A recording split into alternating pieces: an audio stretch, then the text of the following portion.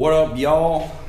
We are back with another one. You guys can see the Mustang in the background. I wasn't planning on doing this anytime soon, but Ford Carlisle Nationals is coming up.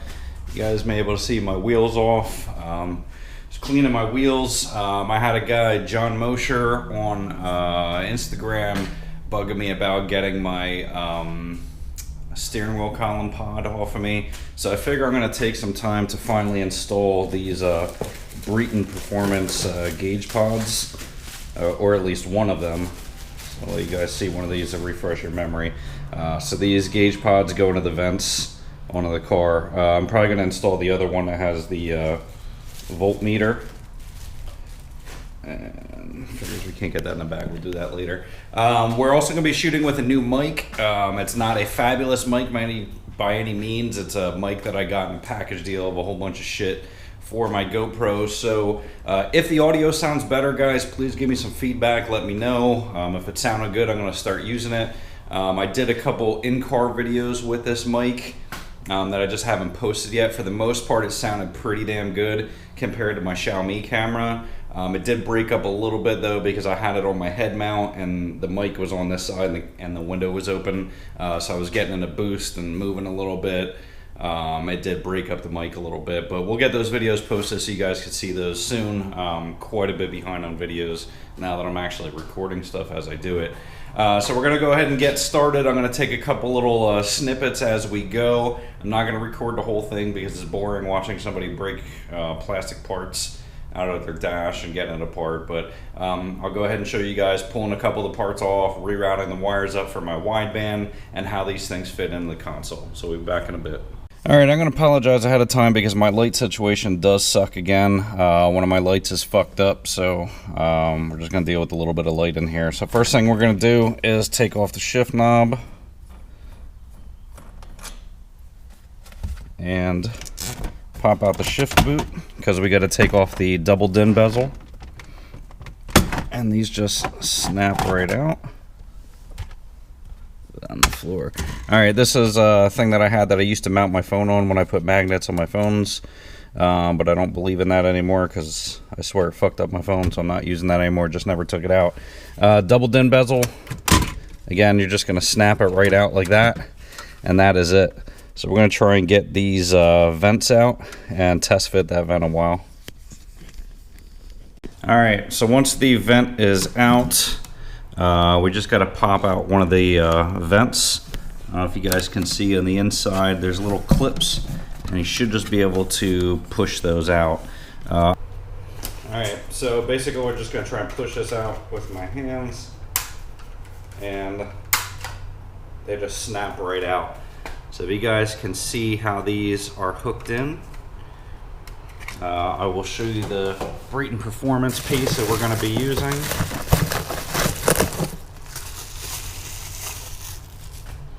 Alright, you will see side by side.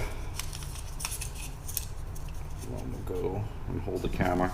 So if you guys can see side by side how the Breton piece was molded compared to the stock piece. On the one part on that Breton piece, I'm not sure that's going to hold that in, but we are going to see. Let's see what the other side looks like. Alright, the other side looks good. You guys have seen the video on this already. It's going to basically put the vents towards the driver's side, which is okay. I don't ever really use the heat or AC. Well, I don't even have AC anymore, but I don't use the heat in the car really, unless I got to take it out on a really cold day. Otherwise, we're going to keep the stock one in on the other side until I get another gauge to put in. So I'm going to go ahead and extend these wires for the voltmeter. I'm going to see if I have any wire here, and we'll get that extended and get that shit routed down. Actually, I figure this is a good time to show the Breton piece against the stock piece side by side. I know you guys were worried about if the weight of the gauge was going to make it swivel. This does feel pretty tight in here. I can swivel it by hand, but it does feel tight. We'll see what it does when the gauge is in there. But you can see the difference between the stock piece and the Breton piece on color. These were the finished ones. He finished mine in gray to match the bezel rather than black to match the vents. So I guess that's okay. It's not a huge deal, but I guess I probably would have preferred them to match the vents. I may go ahead. It actually did pop in pretty good without with that one side being screwed up. I'm gonna see if I can pop out of that other piece and pop in the other Breton piece and show you guys what they look like side by side.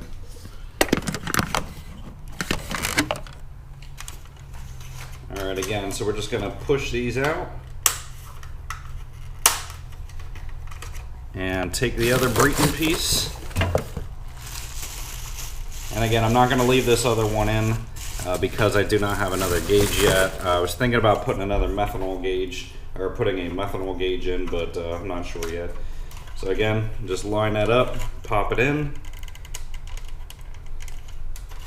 Make sure they're lined up.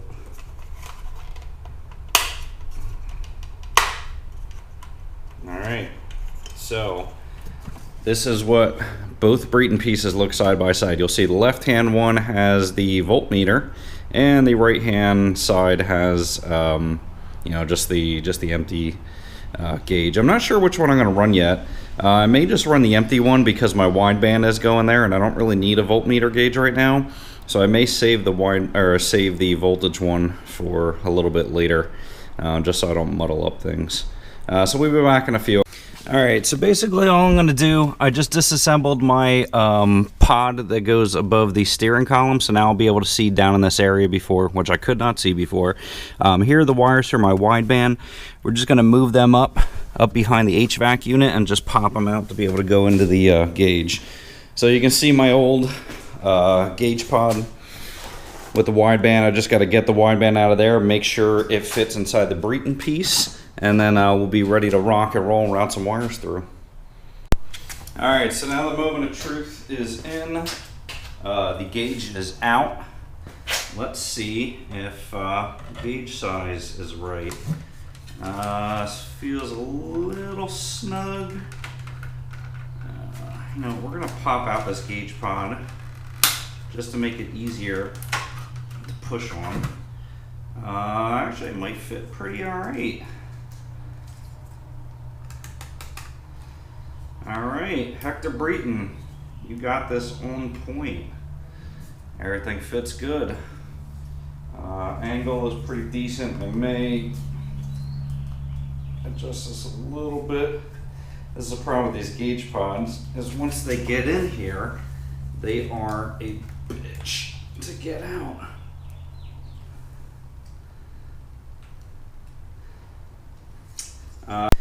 Alright, so I got some pliers on it and twisted it. You can see it is perfectly straight now. So we're going to go ahead and pop it back into the pod. And anybody that was worried if the weight of the gauge makes it go down, it does not. It is pretty snug in there.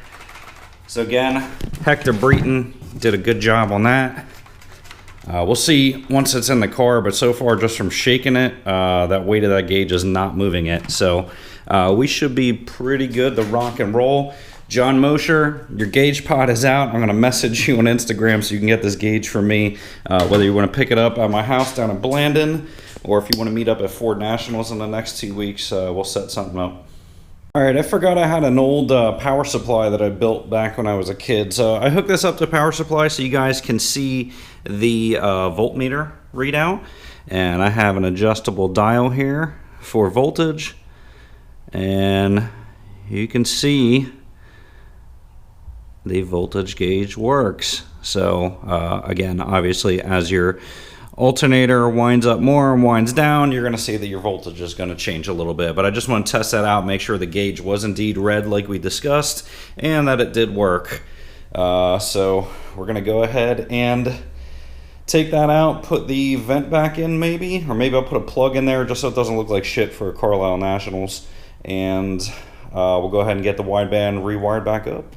So for any of you guys that have not fished wires through your car before, you got lots of nice little channels. I had the wires for the wideband going through here, if you guys can see. And I left enough space where I could just yank them up through. And I used this handy little deal and fished the wires back behind the radio, and then pulled out the HVAC controls and then pulled them up through. So I do have plenty of slack. I have the gauges for or the wires for those gauges up through that channel as well.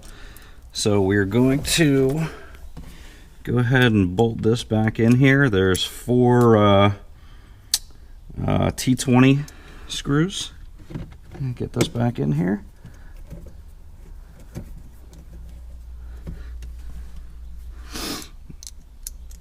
And it makes it so much easier to get stuff through this dash, especially with having that doubled in, because you have just such a wide open area because you cut out all this shit down here. It's been a while, so I don't remember exactly what it used to look like because it's been so many years I had the doubled in, but from what I remember, there was some extra bracketry and shit to work around in there that I did have to cut out. Alright, so I'm going to go ahead and get this tightened back up, and then we'll plug in the wideband and route the... Oh, you know what? I probably shouldn't pull this down yet. I should route the wires down through...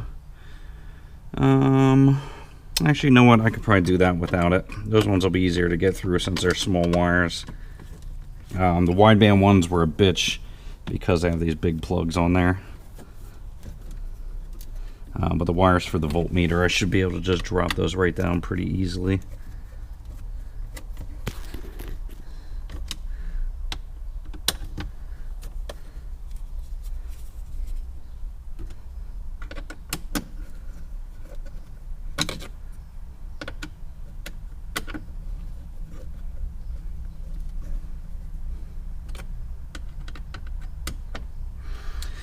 Alright, I'm going to go get the pod and we'll get this snapped in and we'll be back.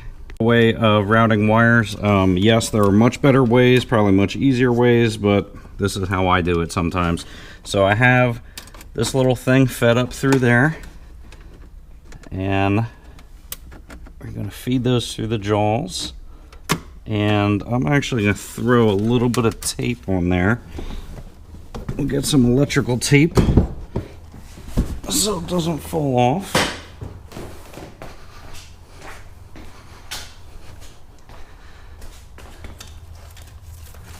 Alright. We'll get a little bit of electrical tape since those, the jaws won't catch those since those are small wires. Those are more meant for picking up bolts. That is an invaluable tool. If you guys do not have one of these, definitely go out and get one, because this says saved my ass so many times dropping shit in engine bays.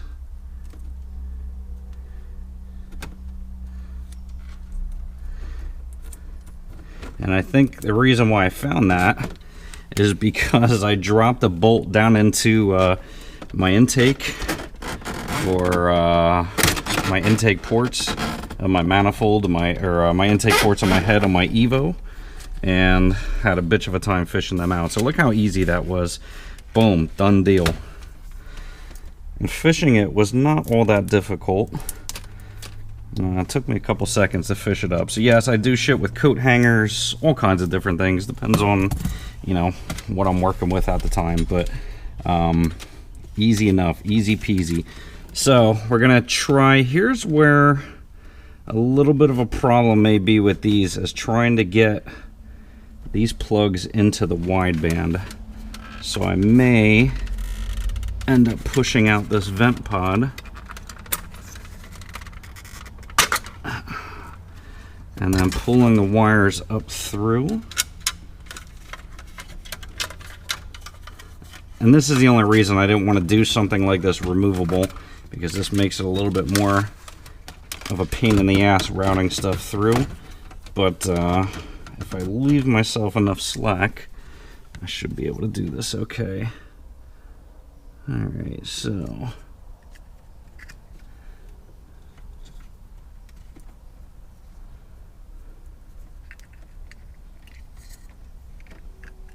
sorry if you guys can't see what I'm doing, but I can't exactly see what I'm doing either.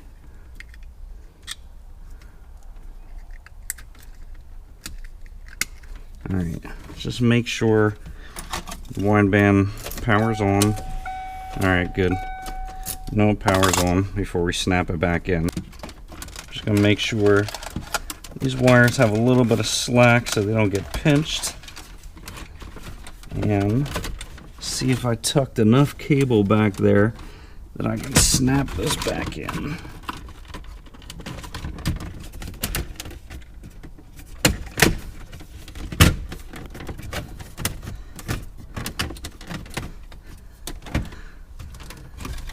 Alright, something is hitting down here. So we're going to have to do a little bit of adjustment. Maybe it does sit alright. Alright, so we got the power and ground for the voltmeter. We're going to go ahead and get to 12 volt. And you know what? Now is a good time to test to see if the HVAC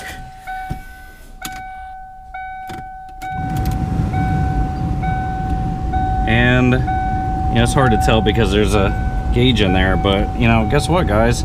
Plenty of air comes through there. I mean, again, I'm not driving this thing in the winter time, so I don't need a ton of heat. I don't have AC, so it's not a huge deal for me. I can actually see my full gauge cluster now, which will be nice. Again, I'm thinking I'm going to get a methanol flow gauge there, or get a controller that will actually control the methanol and put that there. We'll see once that time comes. But now at least I should be able to, if I got to peek over at my gauges, I can see all my gauges at one spot instead of looking right here for wideband and RPM and then looking over there. And then video, maybe I can catch everything on the same video.